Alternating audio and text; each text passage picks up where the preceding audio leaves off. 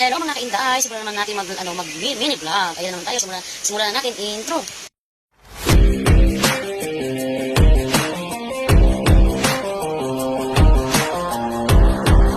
Good morning mga inday. Ito naman po si Inday Malu.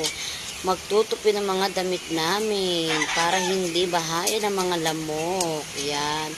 Tayo oras na naman magtupi-tupi ang ating mga damit para maganda na tignan sa ating bahay na malinis.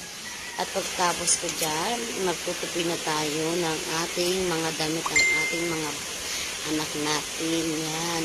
Yung mga damit po namin kasi dyan, hindi namin tinutupi na. Sa mga bata lang namin tinutupi kasi nakahanger yung aming mga damit. Sa kanila po, tinutupi ko talaga yan. Kapasasya po kayo sa aking boses at ako hindi pa sanay na maganto. Yan. Tupi-tupi lang po tayo dyan guys. Samahan niyo po ako pagtutupi ng mga damit ng aking anak. Kasi wala na tayong katuwang dito. Ako na lang po mag-isa. At ayusin natin yung mga hangin. Kasi para hindi magulo.